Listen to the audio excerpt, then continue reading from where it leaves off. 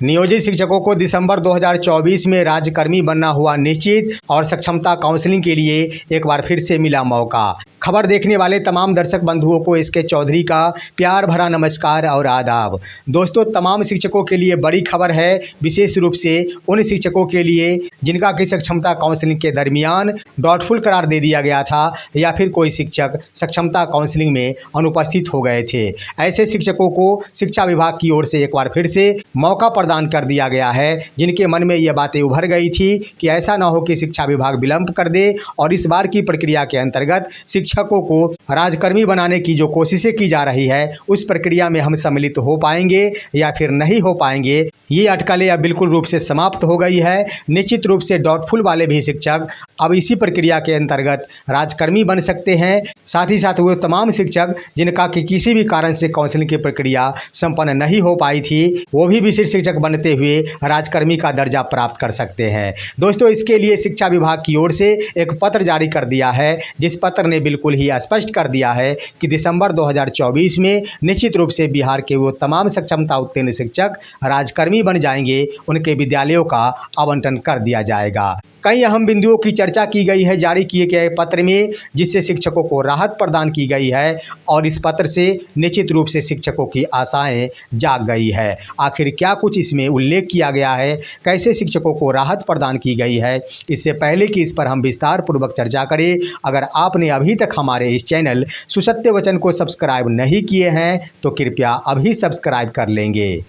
दोस्तों, शिक्षा विभाग की ओर से एक अहम पत्र जारी कर दिया गया है और वो अहम पत्र है तमाम वैसे शिक्षक जिनका कि सक्षमता परीक्षा सफलता उपरांत काउंसलिंग की प्रक्रिया संपन्न नहीं हो पाई थी, चाहे वो कारण कोई भी हो, चाहे वो शिक्षक उसमें उपस्थित नहीं हो पाए हो या फिर उन्होंने मूल प्रमाण पत्रों की प्रति उपलब्ध नहीं करा पाए हो या फिर किसी भी कारण से उनका OTP नहीं गिर पाया हो या फिर किसी भी कारण से उन्हें काउंसलिंग से वंचित कर दिया गया हो। ऐसे शिक्षकों को एक बार फिर से राहत प्रदान कर दी गई है, जिसका कि उल्लेख जारी किया गया पत्र में स्पष्ट रूप से कर दिया गया है। दोस्तों, जो भी पत्र जारी किया गया है उसमें कई बिंदुओं पर शिक्षकों को राहत प्रदान की गई है और कई अहम बिंदु भी सम्मिलित किए गए हैं, जिसमें सबसे अहम बिंदु कि वैसे तमाम 3366 शिक्षक जिन्होंने सक्षमता काउंसलिंग के दौरान किसी भी कारण से काउंसलिंग स्थल पर नहीं उपस्थित हो पाए थे, उनकी काउंसलिंग की प्रक्रिया संपन्न नहीं हो पाई थी, उन शिक्षकों को ये राहत प्रदान की गई है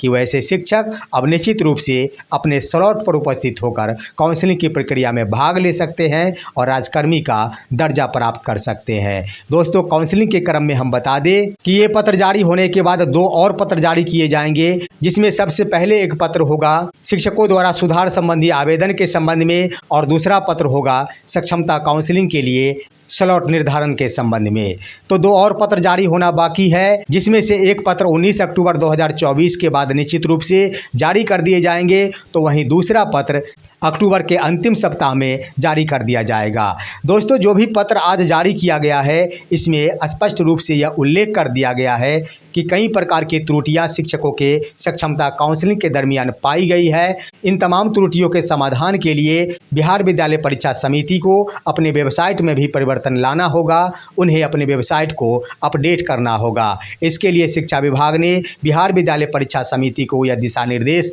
जारी कर दिया है कि 19 अक्टूबर 2024 तक निश्चित रूप से अपने वेबसाइट को अपडेट कर ले, ताकि शिक्षकों द्वारा उनके डॉक्यूमेंट आसान तरीकों से अपलोड किया जा सके। दोस्तों, वहीं कई ऐसे बिंदु हैं जिन बिंदुओं का उल्लेख जारी किया गया पत्र में किया गया है, जिसमें अहम ये है कि 3366 शिक्षकों को एक बार फिर से सक्षमता काउंसलिंग में भाग लेने का मौका मिल गया है और इनका स्लॉट का निर्धारण हम बताते चले कि नवंबर 2024 के प्रथम सप्ताह में जारी किया जाएगा और यह प्रक्रिया संभवतः 10 दिनों तक चलेगी। 10 दिनों के दरमियान ही तमाम शिक्षक जो कि डाउटफुल वाले हैं, किसी भी कारण से उनकी काउंसलिंग की प्रक्रिया संपन्न नहीं हो पाई है, तो वो अपने निर्धारित स्लॉट पर उपस्थित होकर अपनी काउंसलिंग की प्रक्रिया को संपन्न करा सकेंगे। वहीं दोस्तों, दूसरे बिंदु के रूप में यह उल्लेख किया गया है कि कुल 10,219 ऐसे शिक्षक रहे हैं जिनका कि नाम में त्रुटि या फिर जाति में त्रुटि या फिर लिंग में त्रुटि या फिर जन्म तिथि में त्रुटि रह गई थी, जिस कारण उनका OTP नहीं गिर पाया था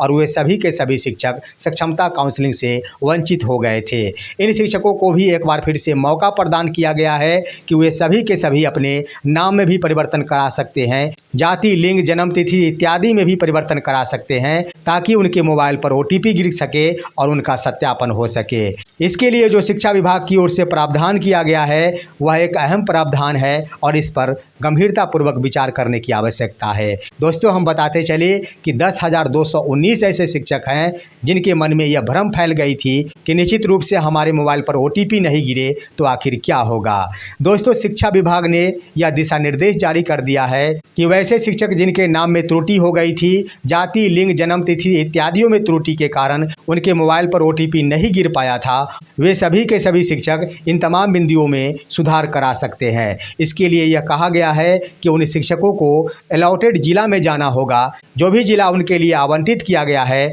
उस जिले के जिला कार्यक्रम पदाधिकारी स्थापना के पास जाकर शिक्षकों द्वारा अपना आवेदन प्रस्तुत करना होगा कि हमारे नाम में सुधार चाहिए, या फिर डेट ऑफ बर्थ में सुधार चाहिए, या फिर जाति या फिर लिंग में सुधार चाहिए। इन तमाम बिंदुओं का उल्लेख अपने आवेदन में करना होगा और तमाम जिला शिक्षा पदाधिकारियों को यह दिशा निर्देश दिया है कि 19 अक्टूबर 2024 को निश्चित रूप से बिहार विद्यालय परीक्षा समिति द्वारा अपने वेबसाइट को अपडेट कर दिया जाएगा और अपडेट किए गए वेबसाइट पर ही संबंधित जिला कार्यक्रम पदाधिकारी स्थापना जिनके यहाँ आवेदन किया गया है उन तमाम आवेदनों पर विचार करते हुए 30 अक्टूबर 2024 तक उनके नामों में परिवर्तन जिला कार्यक्रम पदाधिकारी स्थापना द्वारा ही कर दिया जाएगा। यानी बिल्कुल ही स्पष्ट हो गया है कि शिक्षकों को अपने आवंटित जिले में ही जाना होगा और वहीं के DPO उनके नामों में संशोधन कर सकेंगे, या फिर कोई भी त्रुटियां रह गई है तो उनमें संशोधन कर सकेंगे। शिक्षक को चाहिए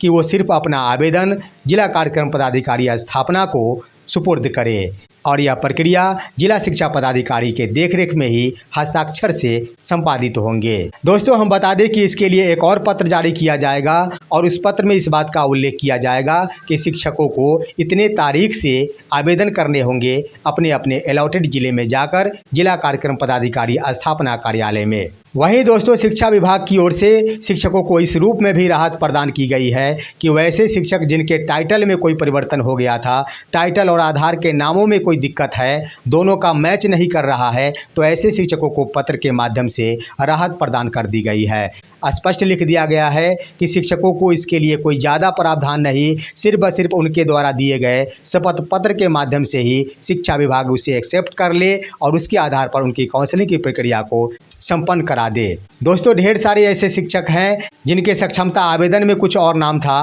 परंतु आधार में कुछ और टाइटल लिख दिया गया था। अगर इन कारणों से सक्षमता काउंसलिंग बाधित हुई है तो शिक्षकों को सिर्फ एक शपथ पत्र देना होगा और शिक्षा विभाग उसे एक्सेप्ट करते हुए उनके काउंसलिंग की प्रक्रिया को संपन्न कर देगी। वहीं दोस्तों, सबसे ज़्यादा संख्या है डाउटफुल वाले शिक्षकों की, जिनकी संख्या 23,801 है। ऐसे शिक्षकों के लिए यह प्रावधान किया गया है कि इन शिक्षकों को भी एक बार फिर से मौका दिया जाएगा। हम बताते चले कि इस क्रम में वे तमाम शिक्षक आते हैं जिनका प्रमाण पत्र सत्यापन के क्रम में संदिग्ध पाया गया था। यानी जिन शिक्षकों के कॉलम में इनकम्प्लीट लिख दिया गया था या फिर डाउटफुल लिख दिया गया था, वैसे शिक्षकों को एक बार फिर से मौका प्रदान कर दिया गया है और ऐसे शिक्षकों द्वारा जो भी प्रमाण पत्र में डाउटफुल लिखा गया था या फिर इनकम्प्लीट लिख दिया गया था, उन प्रमाण पत्रों को एक बार फिर से अपने अपने यूजर आईडी और पासवर्ड के माध्यम से बिहार विद्यालय परीक्षा समिति की वेबसाइट पर जाकर संबंधित डॉक्यूमेंट को अपलोड करना होगा और उसके बाद उस प्रमाण पत्रों का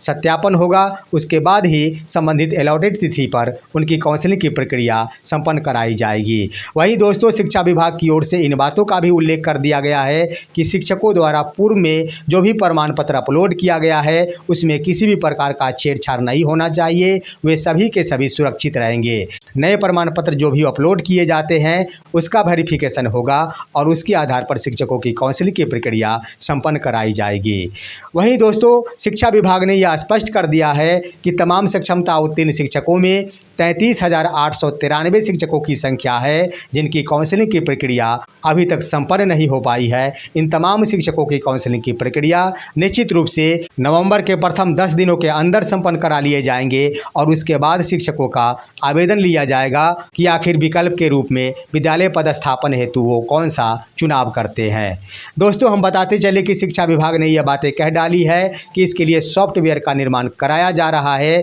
और शिक्षकों से विद्यालय आवंटन के क्रम में जो भी विकल्प मांगे जाएंगे, जिनकी संख्या लगभग 10 होगी, इन विकल्पों के लिए शिक्षकों को सॉफ्टवेयर के माध्यम से ही आवेदन करना होगा और उसी विकल्पों के आधार पर शिक्षकों का विद्यालय आवंटित कर दिया जाएगा। तो इस आधार पर यह बिल्कुल स्पष्ट हो गया है कि 19 अक्टूबर 2024 से लेकर 30 अक्टूबर 2024 तक शिक्षकों के नाम या फिर किसी भी प्रकार की त्रुटि रह गई है तो शिक्षकों द्वारा दिए गए आवेदन पर विचार करते हुए जिला कार्यक्रम पदाधिकारी स्थापना द्वारा उसमें सुधार किया जाएगा। उसके बाद नवंबर के प्रथम सप्ताह में ही काउंसलिंग की तिथि निर्धारित कर दी जाएगी, काउंसलिंग का शेड्यूल जारी कर दिया जाएगा और नवंबर के प्रथम 10 दिनों में तमाम सक्षमता उत्तीर्ण शिक्षक जिनकी काउंसलिंग नहीं हो पाई उनकी काउंसलिंग की प्रक्रिया संपन्न करा ली जाएगी और उसके बाद शिक्षकों से आवेदन लिए जाएंगे। संभवतः ये आशाएं जताई जा रही है कि निश्चित रूप से नवंबर महीने में ही तमाम शिक्षकों से विकल्प मांग लिए जाएंगे और दिसंबर के प्रथम सप्ताह में शिक्षकों का विद्यालय आवंटन की यह प्रक्रिया शुरू कर दी जाएगी।